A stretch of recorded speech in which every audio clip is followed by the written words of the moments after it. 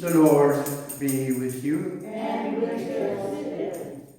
A reading from the Holy Gospel according to Luke. Glory to you, Lord.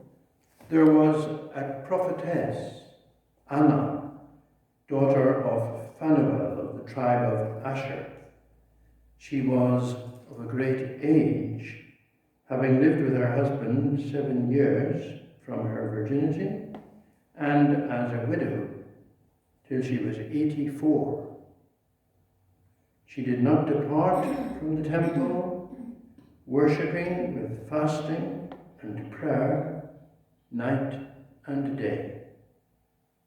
And coming up at that very hour, she gave thanks to God and spoke of the child to all who were looking for the redemption of Jerusalem.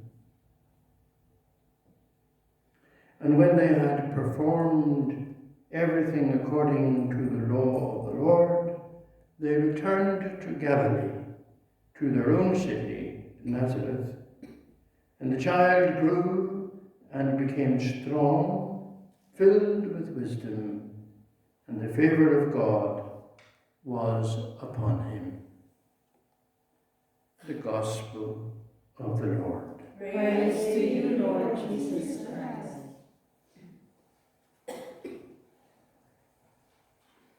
It must have seemed as if the wonders and marvels would never cease for Mary and Joseph. One marvel after the other, from the Annunciation to Mary, to the visitation by the angel to Joseph in a dream, the birth of the baby Jesus in such tightened circumstances, the song of the angels, the visit of the shepherds, the arrival of the wise men, and then Simeon with his prophecy in the temple. And I was going to say, to top it all, Anna, this old woman of 84. St. Luke tells us that Anna had been married for 7 years and then made a widow and had dedicated her life to God, and that she had spent her days in the temple in worship, in fasting, and in prayer. Worship, of course, was the great temple worship. Fasting, we could say, using the language of St. John in the first reading, fasting from the lust of the flesh, the lust of the eyes, and the pride of life, living a holy life. And prayer, and indeed prayer, watching and waiting in prayer for the coming of the Messiah.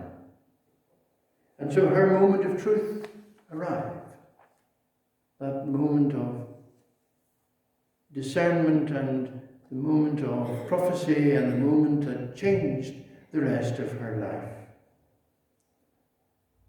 Taking the divine child, I'm sure, like Simeon did, in her arms, she gave thanks to God.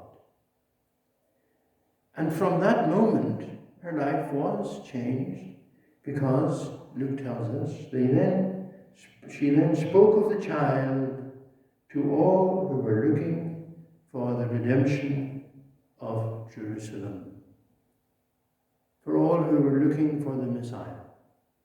She spoke about this incident in the temple, which completed her life.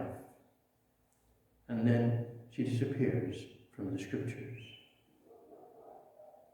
But we ourselves are a bit like Anna,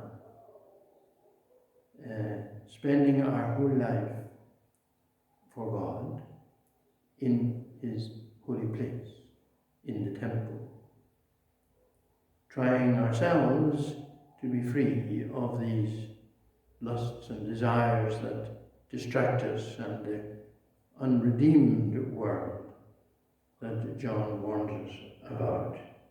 We try to live, especially here in this community, a life of contemplation, a life facing God face to face, as it were.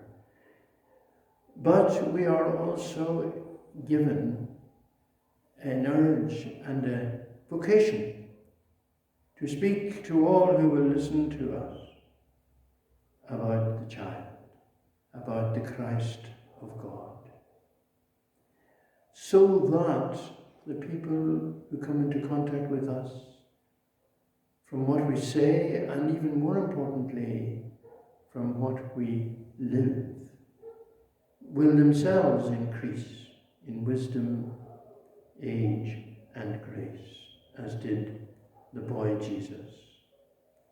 It is our calling to both be contemplative, but also to have that outreach in our life, in our cloistered life, to all who are in need of the Messiah, to all who are in need of the Redeemer, to all who need to grow in wisdom, age, and grace. Is it possible that we might invoke Anna on our life here, on our prayer, and on our ministry of reaching out in some way to those in greatest need? Amen. Amen.